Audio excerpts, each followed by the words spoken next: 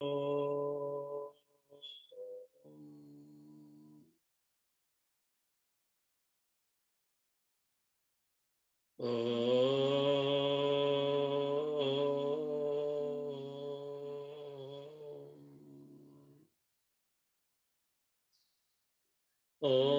Sahana Bhavatu Sahanau Bhunaktu Sahaviryam Karvavahai Tejasvinavaditamastu ma Vitvishavahay.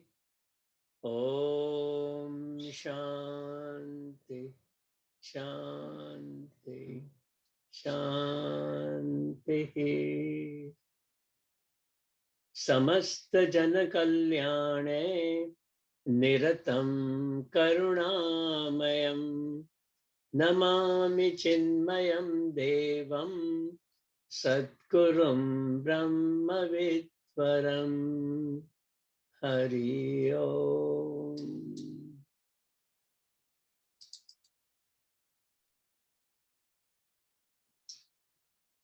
Let's start now Rudrashtakam from first Shloka. We can all chant together.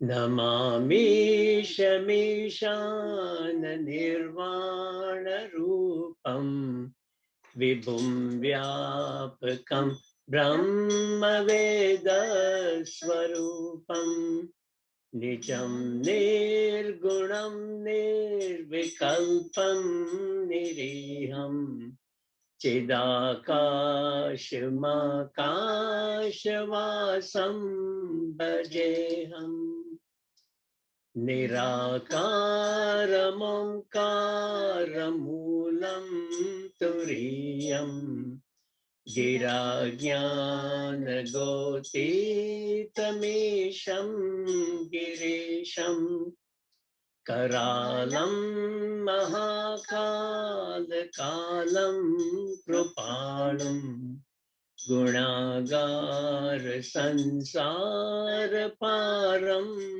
Natoham Tusharadri Sankasha Gauram Gabiram Manobhut Koti Prabhashri Shariram Sfuran Maulikallalini Charu Ganga Lasadbhal Balendu Kante Bhujanga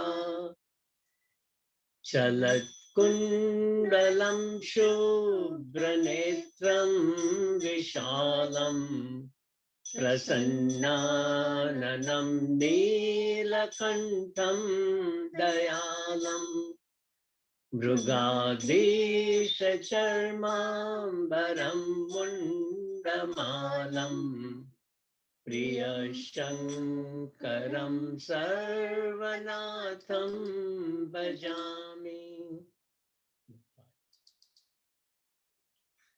Prachandam prakashtam pragalbam paresham akhandam ajam bhanukoti prakasham trishula nirmulanam shulapani bhajeham bhavani patim bhavagamyam. So, prachandam, prakashtam, pragalbham, paresham. What is prachandam? Prachandam is fierce, terrible. Prakashtam, prakashtam is elevated or prominent. Pragalbham, pragalbham is strong and luminous. Paresham. Paresham is the highest and beyond all the things. Akhandam, no parts, unbroken, indivisible. Ajam, unborn. Bhanu Koti Prakasham. It is the Bhanu is sun, Koti is crore or million. Prakasham is brilliance, brilliance of million suns. Effulgence, burger. Let's talk a little bit about it. Bhanu Koti Prakasham. Bhanu Koti Prakasham. What it means is that we are talking about effulgence. Effulgence of who? Lord Shiva. Now, remember, Lord Shiva here is not Ishvara. Lord Shiva here is Brahman. All the description from the first shloka until now is the description of Brahman. So Lord Shiva is Brahman. So this effulgence, Bharga, brilliant, it is the brightness is the Lord's nature. Brightness is the Brahman's nature. So brightness is his knowledge. So it's not the brightness of a bright object. It is the knowledge of Brahman. So he destroys the ignorance. Knowledge destroys the ignorance. And he takes us beyond sansar. He makes us fearless. So fear is a false emotion, but it feels right and it feels real. With fear, we either fight or we run away or we freeze. One of the three things happen: fight, flight, freeze. Fear is because of the ignorance. The people who are ignorant of the self, they are with fear. Once the knowledge comes, we are afraid of nothing. And why are we afraid of nothing? Because we are not this physical body. We are the Atman. And once we realize we are Atman, then there is nothing to fear about, because we don't care for wealth, we don't care for body, we don't care for the objects in the life, we don't care for death, because there is no death. Atma has no death. So once we have knowledge of Atman, the fear automatically disappears. So the fear is because of ignorance. Fear is also because of attachment. If I'm attached to my body, I am worried that I might get hurt. If I'm attached to my family, I am worried that my family member might get hurt. If I'm attached to the wealth, then I'm worried that I might lose the wealth. So all the fear is because of two reasons. One, ignorance, and two, the attachment. Or the third, negative projection that our mind misunderstands to gives us the fear. The effulgence of sun is from Lord Shiva. Now, let us understand once again correctly. This confuses almost everybody. We chant all the time, na tatra suryo bhati na chandra tarakam, ne ma vidyuto bhanti kutoyam agnihi, tameva bhantam anubhati sarvam, tasya bhasa sarvamidam vibhati. Every single time we have arti, we chant this. What does it mean? What it means is that the brightness is not from the sun. The brightness is not from the moon. It's not from the fire. It is not from the electricity. It is not from lightning.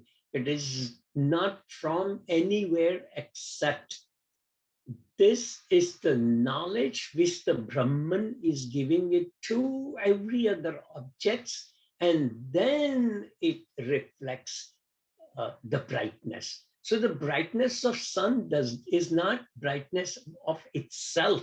It is the brightness of the Brahman which he gives it to the sun. So that's what it means. Na tatra suryo bhati na chandra tarakam. The brightness does not come from Surya or Chand or from stars. Okay. So let that effulgence take away my fear. Effulgence from where? From Lord Shiva, because he's Brahman. His effulgence, his knowledge, let him take away my fear. He makes us steadfast in sadhana. He destroys our ignorance. He destroys our attachments. See how much unattached he is. He doesn't have clothes and he doesn't have relationship with anybody. And he just sits down and meditates alone. And how much is the detachment, dispassion he has? And the knowledge, obviously, he has the knowledge of Brahman. He gives the knowledge to all of us. And negative thinking disappears once we think of Lord Shiva. So the next word is Trishul. Trishul Nirmulanam Shulapanim. So Trishul is the trident. So trident, it really, the simple meaning is that trident removes the three kinds of grief. The grief which comes from Sattva, Rajas, and Tamas. That has been described in every single book. It is a little more deeper than that. So the next words are Nirmulam Shulapanim.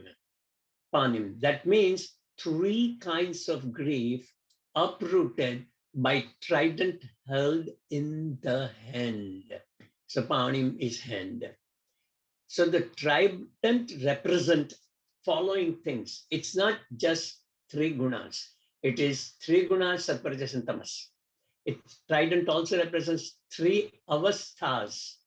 Three avasthas are awake state, dream state, deep sleep state. So these are the three states. Then three times. What are the three times? Past, present, and future.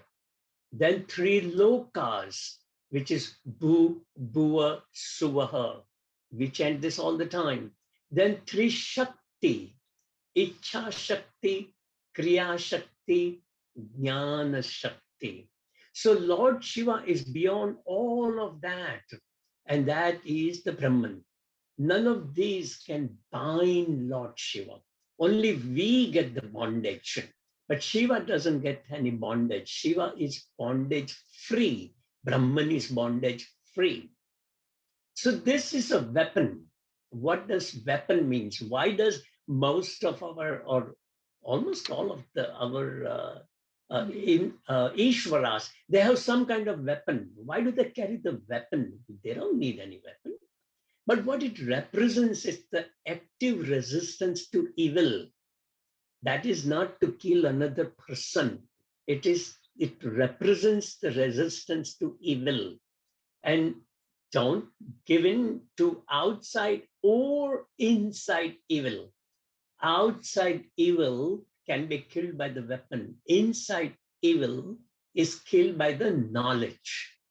So to allow outside or inside evil tendencies to grow is called adharma. That is the definition of adharma. If we allow our evil, either outside or inside our mind, if we let it grow, that is adharma. See, Lord Krishna fought that adharma in Bhagavad Gita. And people always keep asking that, oh, Lord Krishna is warmonger. No, he's not. He is removing the adharma from the people who are evil. That's what he is doing in Bhagavad Gita. The same thing in Mahabharata. That is, Bhagavad Gita is a very small part of a large Mahabharata. Mahabharata has 100,000 shlokas. Bhagavad Gita has only 700 shlokas. Lord Shiva is beyond Triputi. It means experienced, experiencer, and experiencing. Because he's Brahman. He has nothing to do with experience. Then Bhajeham, I worship. Bhavani Pati is the husband of Parvati ji. Bhavagamyam, that means it is attained by the devotion and love only. I worship Lord Shiva with love, with devotion. So Lord Shiva is the husband of Mata Bhavani. And I think we will have to run a little bit. There are stories about, some of the stories I'm going to skip right now. But Mainavati is the mother And Himavan is the father of Parvati ji. And Narada goes to see the parents of Parvati ji, and he describes that you are going to marry a guy who does not, who wears the clothes, the space as his clothes, who has a snake in his neck, who has ashes all over his body. And Mainavati says, what kind of man is that my daughter is going to marry? And Parvatiji knew very well who that person is. That is Shiva. So she does a long, long, long tapas. And in Ramcharitmanas says that Parvatiji did the tapas, a ghor tapas for 8,000 years. And everybody got shaken up in the space, in the heaven. And ultimately, Lord Vishnu, who is the Ishvara of Shiva. So Lord Vishnu had to convince Lord Shiva to marry Parvati ji. And that's what happened.